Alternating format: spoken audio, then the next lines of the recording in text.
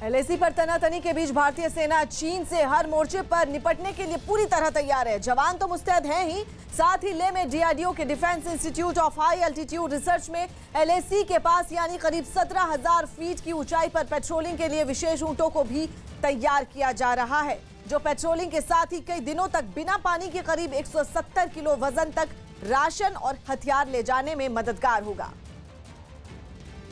चीन की सीमा पर इस वक्त तनाव है और हमारे सैनिक जिन परिस्थितियों में वहां पर चीन को जवाब दे रहे हैं, कई ऐसे पीछे लोग होते हैं जो बैकबोन होते हैं उनके। हम इस वक्त बिहार में खड़े हैं और जैसा कि मैंने बताया था, ये जो ऊंट हैं इनकी बड़ी भूमिका आने वाले दिनों में होने वाली है, क्योंकि रिसर्च इन पर पूरा हो चुका है। 17,000 फीट की ऊंचाई तक लगभग 170 किलो वजन ले जाने। अब वो वजन राशन भी हो सकता है, वो हथियार भी हो सकते हैं और पेट्रोलिंग भी, हाई एल्टीट्यूड में पेट्रोलिंग के भी काम आने वाले हैं। ये इन पर रिसर्च पूरा हो गया। हमारे साथ कर्नल मनोज बत्रा जी हैं। कर्नल साहब, 17,000 फुट की ऊंचाई पर ये चले जाएंगे और वहाँ पेट्रोलिंग भी करेंगे और सामान भी पहुँचाएंगे? जी बिल्कुल, क्योंकि इस जानवर की खासियत ये है कि ये इसी इलाके का है और जैसा कि हमने रिसर्च के दौरान पाया कि ये 17,000 की ऊंचाई तक भी बहुत अच्छे से और बहुत उम्दा काम कर सकता है। इसके पैरों की शेप और साइज़ जैसा कि आप देख पा रहे हैं, ये रेतीली ज़मीन में बहुत ही बढ़िया तरीके से चल पाता है और तकरीबन 3 दिन तक बिना पानी के भी रह सकता है। तो परफेक्ट है आर्मी एनिमल के तौर पे यूज़ में। क्या क्या मदद देंगे ये सैनिकों को जो हमारे चीन की सीमा पर बहुत ऊंचाई पर खड़े हैं वहाँ पर, और इस समय सिचुएशन भी बहुत टेंस है, तो इनके जाने से फ़ायदा क्या होगा भारतीय सेना?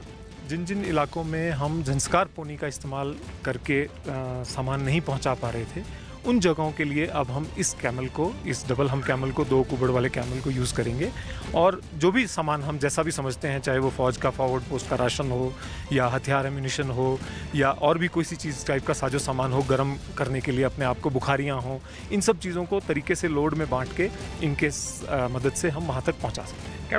कर्नल साहब, ये जो डबल कुबड़ वाला है, जरा दिखाइए ये नेगी जी, ये डबल कुबड़ वाला है, ये मंगोलिया ओरिजिन इसकी है और सिल्क रूट पर पहले चला करता था। अब जो डीआरडीओ का बिहार अनुसंधान परिषद है उसने इसको हाई एल्टीट्यूड पर जाने के लिए एकदम से ट्रेन कर दिया है और ये वहाँ पर जा करके सैनिक साजो सामान पहुँचाएगा। और दूसरा जो है वहाँ पर देख सकते हैं, वो जो राजस्थान के रेतीले जगहों पर चलता है, वो सिंगल कुबड़ वाला जिसको कहते हैं।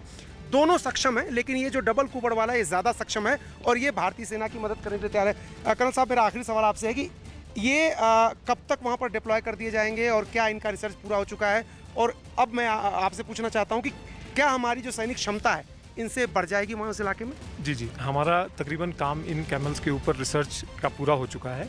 अब जो हमारा प्रोसीजर है उसके हिसाब से जैसे ही इनका अप्रूवल हमको आ जाता है, तो उसके हिसाब से ये आने वाले 6 महीने के बीच में ये जानवर आगे काम के लिए डिप्लॉय हो सकते हैं। तो चिनूक तो ले जाएगा टैंक और छोटे हथियार और राशन ले जाएंगे हमारे डबल कुबड़ वाले जानवर। जी बिल्कुल।